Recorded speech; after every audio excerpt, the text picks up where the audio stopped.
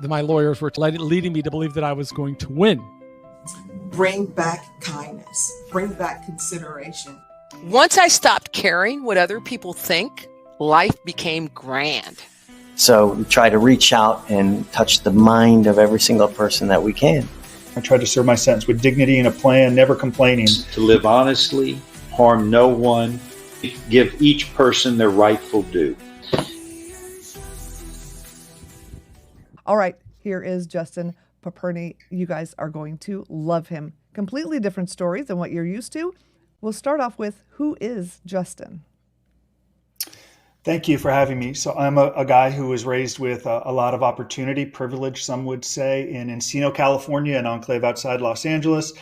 I was a student athlete. I played baseball through USC, and after graduating, built my career as a stockbroker and was successful until 5 years in, began making bad decisions on behalf of a client, a hedge fund client. Those decisions led to a government investigation. I had no idea how to respond. I thought perhaps I was different. I didn't know how to work with a lawyer. When I met with my lawyer, I lied to the lawyer. When I met with the government, I lied to the government. So I really exacerbated my struggles, and something that could have been handled civilly became criminal, and ultimately pled guilty to a count of conspiracy to commit fraud. I was guilty. I knew better. I should be held accountable. And in February 2008, I was sentenced to 18 months in a minimum security camp, surrendered 2 months later. And I didn't really begin to get my act together until I went to federal prison. And I didn't get an understanding of how many people I had hurt, including my family. And that prison experience was transformative for me. And I found a mentor, and I wanted to ensure this 18-month sentence wouldn't become a life sentence. So that's who I am, a guy with opportunity, made bad decisions, trying to do better. But I love that, in that, not that, the bad decision, we all make bad decisions, right? Some of them, lead to things. But the fact that you took that and turned it into something incredible, because you started writing a book in prison, didn't you? I did. I found a mentor. So my partner, Michael Santos, served 26 years in prison for a nonviolent drug crime. I met him my 22nd year in prison. Now, I knew of him before I went to prison because my mom used to send me his blogs. And I'm like, I'm not reading some blogs from a dude that's been in jail for 22 years. I'm good. I was so arrogant and naive. And then I got there and I met Michael Santos, this prolific figure. And I adjusted in prison by just exercising all day and just presuming I was magically going to return to a successful career without realizing my conviction cost me my licenses. So I didn't get it. Then Michael helped me understand how my decisions were going to just really amount to a life sentence. And through these conversations, he encouraged me to look at other guys like me, unprepared for prison or sentencing, didn't know how to work with their lawyer. And he's like, you are no different from them. Maybe you can help them. So with his suggestion and blessing and tutoring, I began to write a daily blog, my release plan, so to speak, and I put it up on the internet. Now, there is no internet in prison. I would send it home to my mom. No email at the time. I would handwrite it. She'd put it on the internet. And within a couple of weeks, I was getting letters at mail call for people just thanking me for providing a glimpse into this world of life in a minimum security camp. And I told the truth. The highest value here is boredom. Don't worry about violence. All that is sensationalized on television. And with the success of that blog and just feeling good, like contributing and giving back, right? Not so focused on an end. How can this help me? But rather, how can I just provide some value and see what happens? That blog was the harbinger for a book Michael helped me write called Lessons from Prison. And that book really helped me recalibrate and come home trying to build this career or this company called White Collar Crime. And anyone's release from prison has ups and downs, but I was grateful to have found a mentor and to have used that time wisely. And that's the biggest piece of advice I'll give to anyone traversing the system.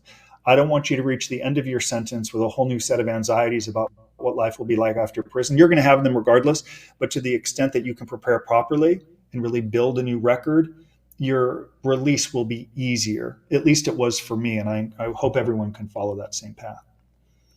That is incredible. I think do you think it helped you to have something positive to focus on while you were in there?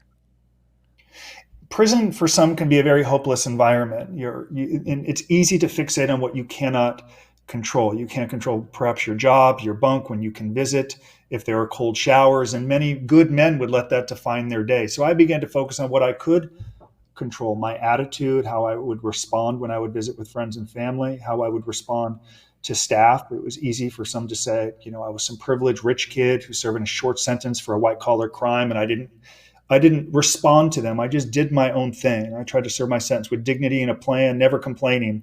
So that experience was transformative for me. And I will say, I learned from men who had so much struggle throughout their entire life, right? Who didn't have opportunities like I had, who didn't have role models like I had, who'd been in and out of the system. Their parents were in prison, and they served their sentence with dignity, and they prepared. And I really admired them. And I figured if they could do it through, in many cases, a lifetime of struggle, I could do it through a measly year in a minimum security camp. That perspective was helpful.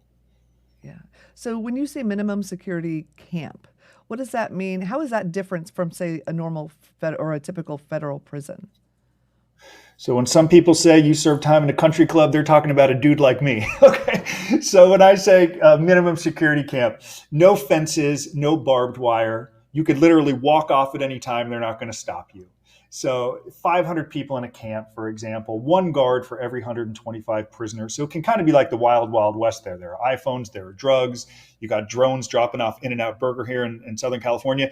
So it can be a very wild, wild west environment because there's very little supervision. So it's nothing like we see sensationalized in Shawshank Redemption or Cool Hand Luke. Now, where my partner served time in the first 8 years of his sentence was in the penitentiary in Atlanta.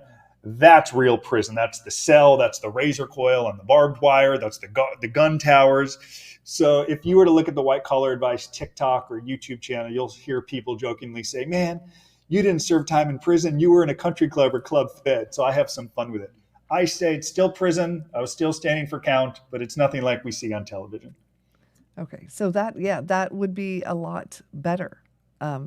It's better. It's better. Yes. If you've got to go, I'd prefer you don't go. But if you do, you want to go to a minimum security camp. But I will say a number of people in our community at White Collar Advice are actually ineligible for a camp. We have someone in our community just got a 3-month sentence, but he's Canadian. And if you're Canadian or not an American citizen, you are ineligible for a camp. So he is at a low security prison in Terminal Island here in Southern California. But yes, if you can go to a camp, if you have to go to a camp. So can people request that or ask for that, or? Yes, ultimately, if you're getting sentenced to prison and you get 10 years or less, you're an American citizen, no guns, no sex charges, no violence, no gang affiliation, you're most likely going to be designated to a minimum security camp. Your lawyer should ask for a specific camp. Ultimately, it's up to the Bureau of Prisons in Texas to make the designation, but the judge will recommend it. And you should ask. At the end of the day, people will be devastated if they don't get the camp they wanted. They'll read something online and they presume it's true. And our response is, you're going to be fine wherever you go. It's your mindset, your willingness to prepare. There are pros and cons to each camp, big versus small. At the end of the day, it's like a $10 bill or 2 5s. You still got $10. It's all the same. What are you going to do while you're there? That's all that matters. Yeah. Is it though? Is it the same? I don't know. We hear some of the judges even say, for people who are on probation, is that word right? That doesn't sound right. Supervised release in the federal system, yes. And, and then they keep messing up. And the judges are like, look, do you realize what you're going to have to deal with if you have to go to prison? But that it's interesting that you didn't find it quite as rough. Well, let me be clear. Some people would tell you, in a sense of distorted reality. I think you have to. When I talk about prison, I want to talk about lessons I learned. I have young children. I want to share lessons I learned from the experience. I don't want to complain or be critical of other people. I made bad decisions. You can question if I should have been there longer or shorter, but I have to own what I did. And I don't want to focus on all the bad things. I lost money while I was there. My dog passed away. You see things that are sickening and gross, and that's life. That's part of the experience. So I don't want to dwell on it. I just want to live in this distorted reality that said it was a transformative experience that I'm grateful that I had made the most of the experience, but I don't ever want to complain, because the last thing people want to hear is a dude from USC who served a year complaining about time in a camp. You'll never hear me complain. Okay. You know what? And that is admirable, honestly. So let's say I commit a crime and I'm going to go to prison, and I come to you, and what do you do to help people, to prepare them? Well, the first thing we want to do is help them understand what is success. And people a lot of times don't know, or it's, I just want to get the shortest sentence. But how? Then we try to reverse engineer decisions they've made leading up to this phone call, and we'll learn they're not working well with the government, or their lawyer, or they're making decisions they think help them but hurt them. So we always say we can't change the past. We're not magicians, and we can't guarantee what will happen. But let's begin to create a plan that can influence cynical stakeholders. A judge is a cynical stakeholder. They expect you to say, I'm sorry because you got caught. I'm giving back the money to avoid prison. You're cooperating to avoid prison. They are cynical. So to the extent you can put yourself in their shoes and build a record that's plausible, we think you're in a better position to succeed, right? It's essential to have a good lawyer, of course, and we work with tons of lawyers.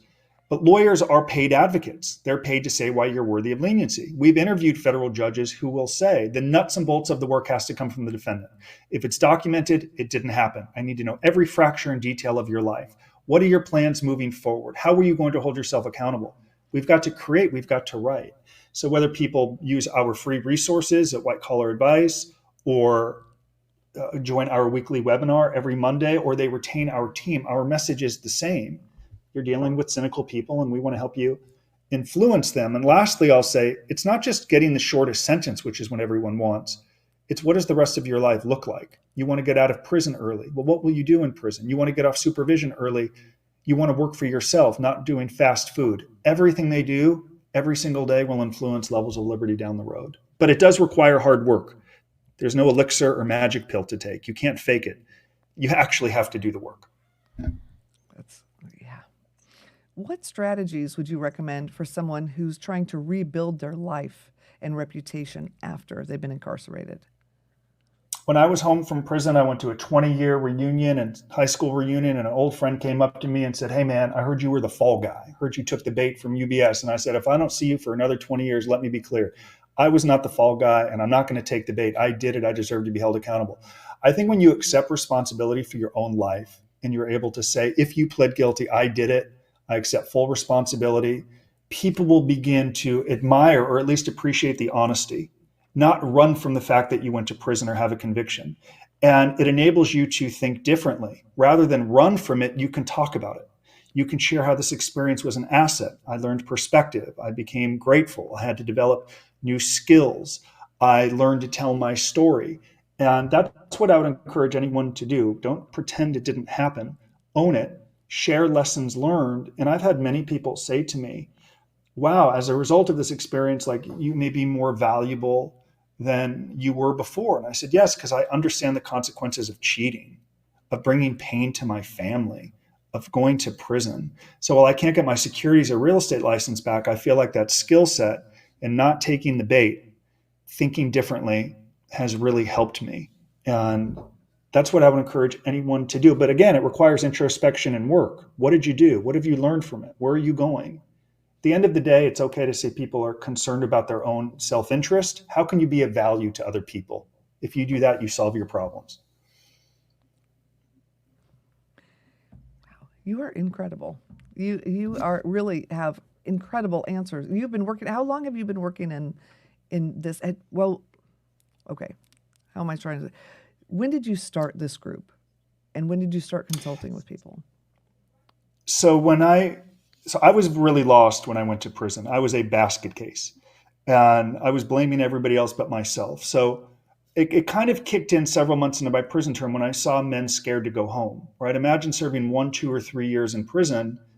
You think about these figures like Shawshank Redemption. Red serves 40 years. He's not ready to function.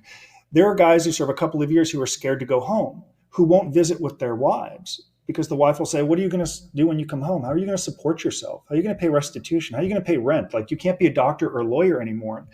Like, well, that was very scary for me. So I began to do what I encourage everyone to do. We're not asking anyone to do what we don't do. And what Michael taught me, I began to wake very early, 3 or 4 o'clock in the morning, and I would read philosophy, ethics, Socrates, Plato, Rand, and I would write. Because reading is good in prison. There are guys that'll say they've read 1,000 books, but can they retain it? What did they learn from it? So I would read, and then I would write like a book report. And then I would put my blog out there for the world to see and encourage them to hold me accountable.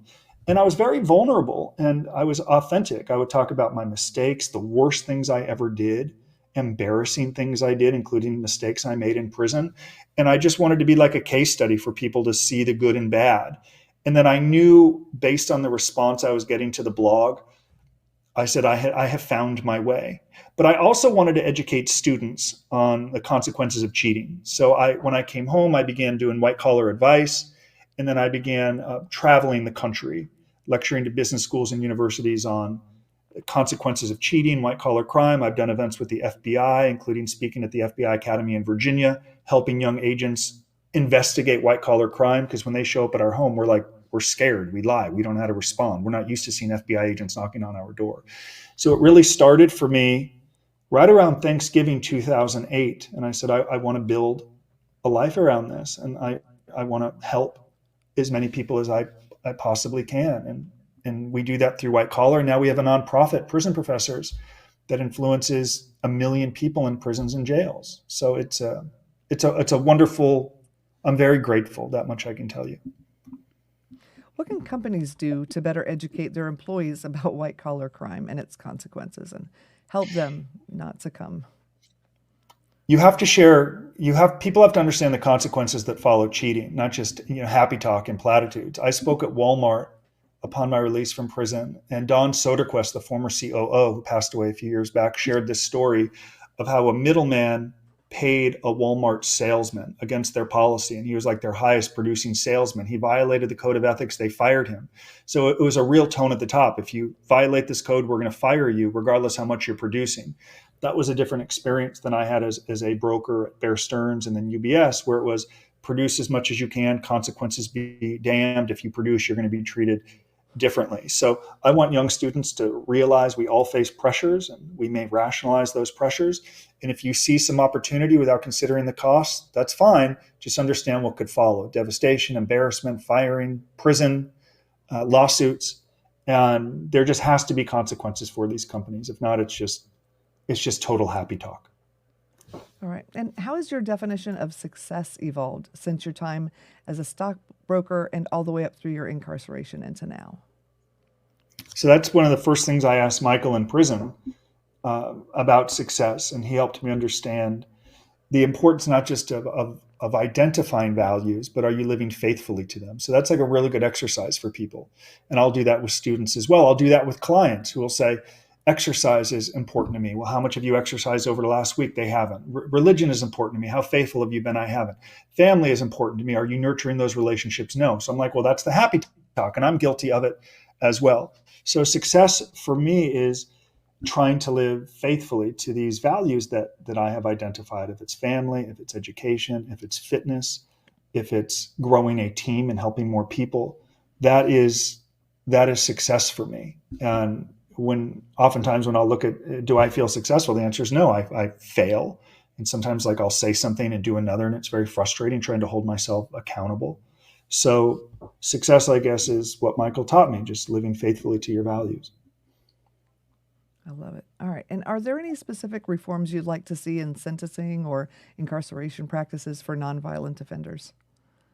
Yes. Thank you for asking. Our team, the nonprofit, is very influential in policy. So in 2008, Michael Santos, my partner, wrote his book, Earning Freedom, which is the idea of incentivizing excellence, that rather than just calendar pages turning in prison, getting ready to go home, you should be able to earn your way home. So the 2018 First Step Act that Trump signed in many ways was based on earning freedom. We want to see more prison reform, that you can earn your way home through merit, not just calendar pages turning. We'd like to see parole come back, where you build a record, you go in front of a parole board in the federal system, and they can determine if you're a candidate for release. We think too many people are warehoused at great taxpayer expense in these minimum security camps. We think they should be working. Why? If they've created victims, the highest value should be paying back victims. I had victims. It took me 10 years to pay it all back in full.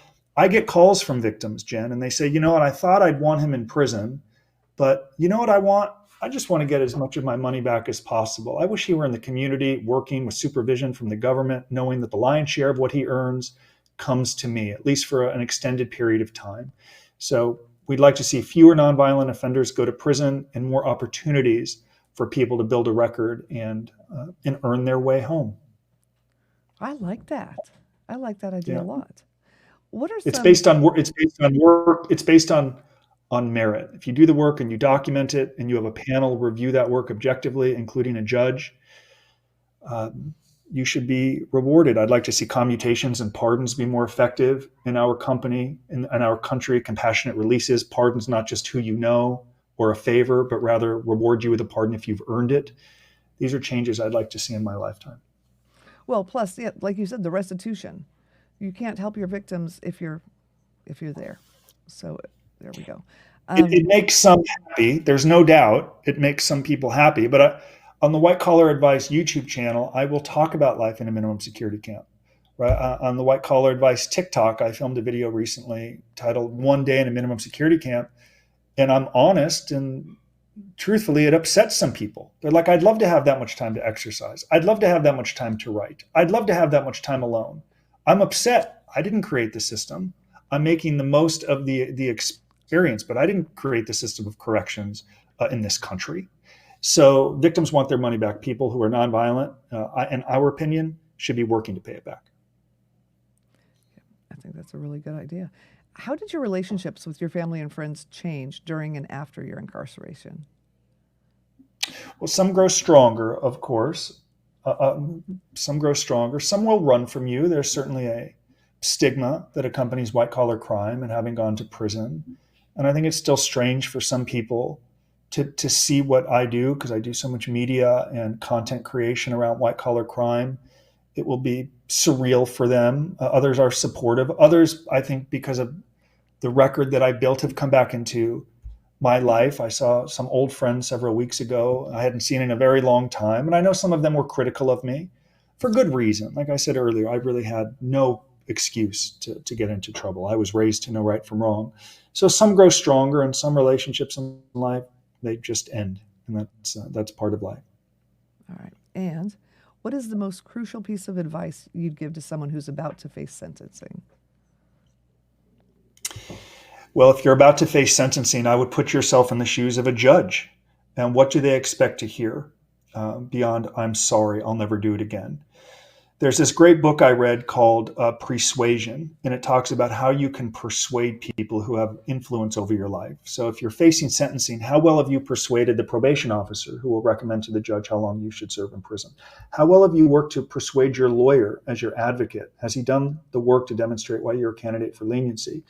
And is your judge going to be persuaded by the work that you alone have put in? Judges work very hard. I mean, we go through this exercise of white collar advice. I'll say, who is your judge? Let's reverse engineer how long it took them to become a judge.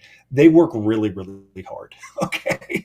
So is there value, I ask people in our community, if you can demonstrate to your judge how hard you have worked, the record that you have built, how you are more than bad decisions you have made, how you will hold yourself to account. So if someone's facing sentencing, I would confirm they've done that work. It's honest, good messaging, and don't blame, excuse, or deny, which is what too many defendants unfortunately do. Yes, I was watching a judge say, somebody had said no contest, and he said, when you say that, though, then you can't apologize, and I just want to hear you apologize. And that's all he wanted. And he was never going to get it. And I think that's a very valid point, is just admit it, right? If you know you've done it, they know you've done it. It does go a long way. Well, too many defendants at a sentencing, and I know I've been to like 1,500, they kind of focus on their own life and how their own life is imploding, or I didn't have bad intentions. It's like, very few people have bad intentions. Who goes to college or medical school with intentions to defraud? It doesn't really work that way. And I've been to sentencing hearings where Judge Carter, a judge here in Santa Ana, said, "Is anyone going to talk about the victims? Because they're here in the courtroom. And I don't hear anyone talking about the victims. It seems all about you and you and you." And it's like, that's when sentencing goes bad. So if you created victims, they have to be the priority. And it has to be more than "I'm sorry." What is the plan to try to make them whole? And if defendants can do that, they're going to get a better outcome, not just at sentencing, but throughout the whole journey. But you're right. Judges don't want to hear, they don't want to be placated. They don't want happy talk, as a federal judge told me. They want you to be honest with them. Great. And let's say somebody is facing this and they want more help from you. Where can they find you? We give away so many of our free resources through our nonprofit Prison Professors and White Collar. Every Monday at 1 p.m. Pacific, 4 p.m. Eastern, I lead with my team a weekly webinar. It's free. We don't pitch. We don't sell. We don't say hire us and send us money. We just teach and answer all of your questions. We have White Collar Advice YouTube, White Collar Advice TikTok. If people would like to speak with our team at White Collar Advice, there's an opportunity to schedule a call. But even that call with our team, it's not an aggressive pitch, hire us and send us money. We're just going to ask questions. And we're going to say, whether you work with our team or not, this is what you should consider doing next. But it requires work. You cannot buy an outcome. You have to hold yourself accountable and do it. And so that's what I'd encourage people to do. Go to White Collar Advice, join our community. We'd love to help you. We have so many free resources we give away. Our course on preparing for the probation report, government investigations, the drug program, release planning, character reference letters. We give it all away through the nonprofit. And we would just love to be a resource for anyone in trouble. Now, what if it's not a white collar crime that they've committed? Can they still get help from you?